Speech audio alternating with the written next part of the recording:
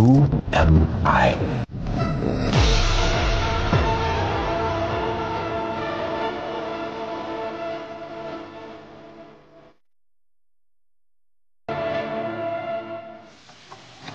Hi guys, welcome back to our channel. I hope మీరందరూ బాగానే ఉన్నారనుకుంటున్నాను. So ఈరోజు ఈ వీడియోలో మనం హ్యాకర్కి కావాల్సిన లక్షణాలు, ఒక హ్యాకర్ కావాలంటే మనకు ఎటువంటి లక్షణాలు ఉండాలి, అండ్ ఒక హ్యాకర్ ఎలా థింక్ చేస్తాడు, ఒక హ్యాకర్కి ఉండవలసిన లక్షణాలు, ఈ లక్షణాలు మీ లోపల ఉన్నట్టయితే మీరు హ్యాకింగ్ అండ్ సైబర్ సెక్యూరిటీ ఫీల్డ్లో ముందుకు వెళ్తారు, చాలా ఈజీగా నేర్చుకుంటారు. అండ్ ఈ లక్షణాలు మీలో లేనట్టయితే ఇమర్చుకోవడానికి ట్రై చేయండి. ఇప్పుడు నేను చెప్పే ఈ లక్షణాలు చాలా ఇంపార్టెంట్. ఒక హ్యాకర్ కావాలి ఆర్ ఒక సైబర్ సెక్యూరిటీ కెరియర్లో నేను ముందుకు వెళ్ళాలంటే మీకు పక్కా మస్ట్ అండ్ షుడ్ ఈ లక్షణాలు ఉండాలి. సో అండ్ లాస్ట్లో చివరిలో కూడా నేను చాలామంది బిగినర్స్ నాకు మెసేజ్ చేస్తున్నారు అండ్ వాళ్ళు చేసే మిస్టేక్స్ అండ్ చాలామంది బిగినర్స్ చేసే మిస్టేక్స్ కూడా లాస్ట్లో ఇంక్లూడ్ చేద్దాం అనుకుంటున్నాను. సో వీడియో ఇక్కడికి స్కిప్ చేయకుండా దయచేసి కంప్లీట్గా చూడండి. కంప్లీట్గా చూసినట్టయితే మీకు అర్థమవుతుంది అసలు ఒక హ్యాకర్ కావాలంటే మనకు ఎటువంటి లక్షణాలు ఉండాలి, మనం ఎటువంటి హ్యాబిట్స్ ఇంక్లూడ్ చేసుకోవాలి, ఇలాంటివి కంప్లీట్గా చెప్తాను గైస్. సో ఫస్ట్ థింగ్, మీరు ఒక హ్యాకర్ కావాలి అంటే, ఒక ethical hacker or any type of hacker, మీకు first basic thing must and should ఉండవలసిన థింగ్ వచ్చేసి ఓపిక గైస్. మీకు ఓపిక లేకపోతే ఈ ఫీల్డ్లో, hacking field or cyber security ఫీల్డ్లో ముందుకు వెళ్ళలేరు. ఓపిక అనేది చాలా ఇంపార్టెంట్, చాలా చాలా చాలా చాలా ఇంపార్టెంట్. మీకు ఓపిక ఉన్నట్లయితేనే మీరు cyber security and ethical hacking ఫీల్డ్లో చాలా బాగా ముందుకు వెళ్తారు, చాలా చక్కగా నేర్చుకుంటారు.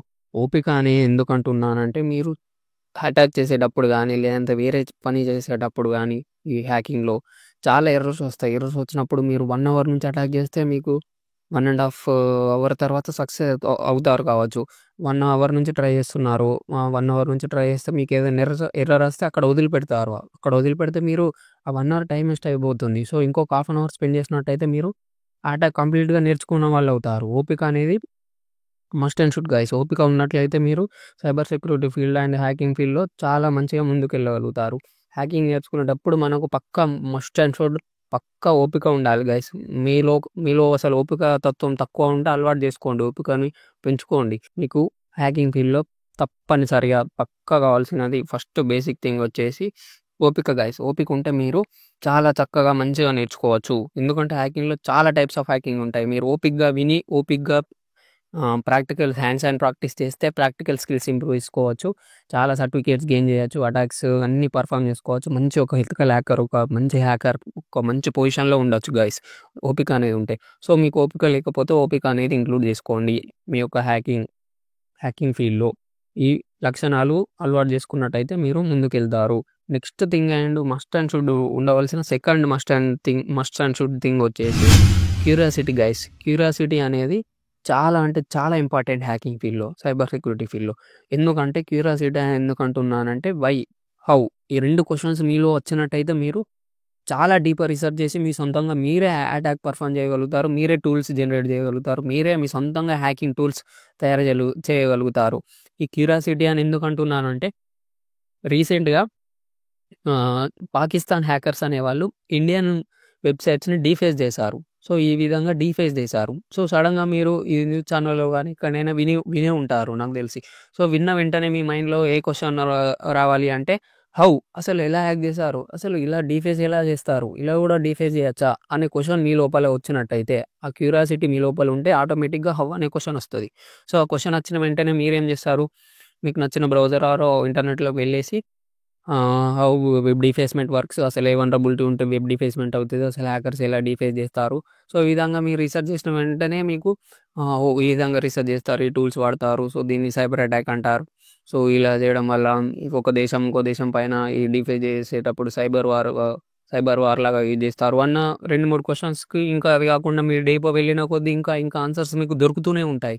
సో క్యూరియాసిటీ అనేది చాలా ఇంపార్టెంట్ గైస్. ఈ క్యూరియాసిటీలో హౌ అనేది ఇంకా ఇంపార్టెంట్.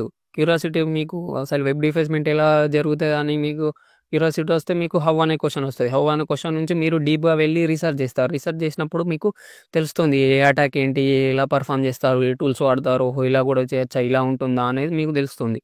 అండ్ నెక్స్ట్ థింగ్ వచ్చేసి హౌ. క్యూరియాసిటీలో హౌ తర్వాత వై. అసలు మనం వై అనే కాన్సెప్ట్‌లోకొస్తే మనం ఇప్పుడు ఒక ఐపీ అడ్రెస్ ఉంది. ఐపీ అడ్రెస్ ఎందుకు అసైన్ చేస్తారు? వై? అసలు వై? ఐపీ అడ్రెస్ అని డివైసెస్‌కి ఎందుకు అసైన్ చేస్తారు? ఈ ఐపీ అడ్రెస్ అంటే ఏంటి? ఈ ఐపీ అడ్రెస్ ఎన్ని టైప్స్ ఉంటాయి? అసలు ఎందుకు అసైన్ చేస్తారన్న క్వెషన్, వై అనే క్వెషన్ మీ లోపలొస్తే మీరు వెళ్లి రిసర్చ్ చేస్తారు. Why IP address are assigned to the computers or mobile number mobile devices and other IoT devices అనే క్వెషన్ మీ లోపలొస్తే మీకు అప్పుడు ఐపీ అడ్రెస్ ఎందుకు ఈ పర్పస్ కోసం యూజ్ చేస్తారు అనేది తెలుస్తుంది. ఆ పర్పస్ ఎందుకు యూజ్ చేస్తారు? మళ్ళీ ఐపీ అడ్రెస్‌లో ఎన్ని టైప్స్ ఉంటాయి? ఐపీ అడ్రెస్ అంటే ఏంటిది? ఎన్ని బిట్స్ ఉంటాయి? బైనరీ కోడ్స్ అందులో సబ్‌నెట్ మాస్కింగ్ అలా నెట్వర్కింగ్ కాన్సెప్ట్స్ ఇంకా డీప్‌గా వెళ్తారు. ఇది 5 ఆర్ 6 వీడియోలో కావచ్చు గైస్ నేను చెప్పడం.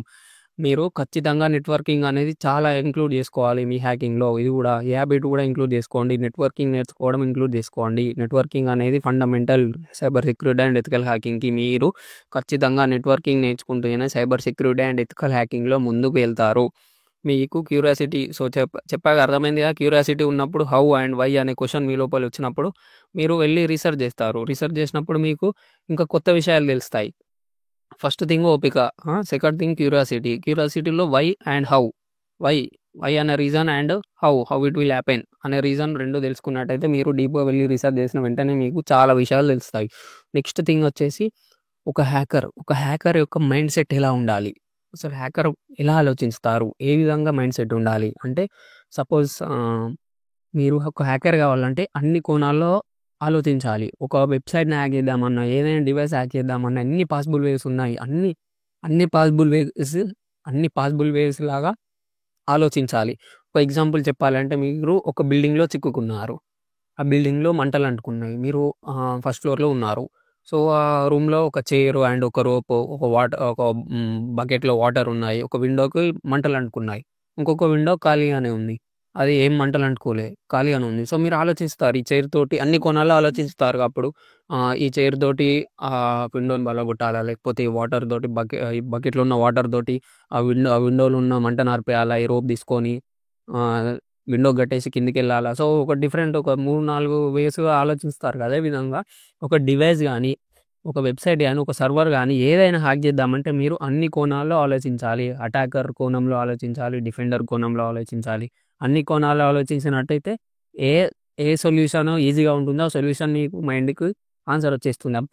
అప్పుడు అటాక్ పెర్ఫార్మ్ చేయొచ్చు. అటాక్ పెర్ఫార్మ్ చేసినట్టయితే మీరు చాలా చక్కగా ముందుకెళ్ళొచ్చు. సో, ఈ అలవాటు కూడా ఇంక్లూడ్ చేసుకోండి. అన్ని కోణాల్లో ఆలోచించడం అనేది ఇంపార్టెంట్. అండ్ ఇంకొక థింగ్ వచ్చేసి మీ మైండ్ సెట్ అనేది పాజిటివ్‌గా ఉండాలి. మీరు ఒక అటాక్ పెర్ఫార్మ్ చేశారు. 1 అవర్ నుంచి ఒక అటాక్ పెర్ఫార్మ్ చేస్తున్నారు. 1 అవర్ అయిపోయింది, 2 అవర్ అయిపోయింది, 3 అవర్స్ అయిపోయింది. మీరు బగ్ బౌంటీ చేస్తున్నారనుకుందాం సపోజ్. బగ్ బౌంటీ చేస్తున్నప్పుడు ఒక 3 అవర్స్ నుంచి ఒక బగ్ కనిపెడదామని ఒక వెబ్‌సైట్‌లో ట్రై చేస్తుంటే రాలేదు. రాకపోవడం వల్ల మీకు చాలా ఎర్రర్స్ వచ్చాయి. ఆ ఎర్రర్స్ ఏంటో తెలుసుకున్నారు.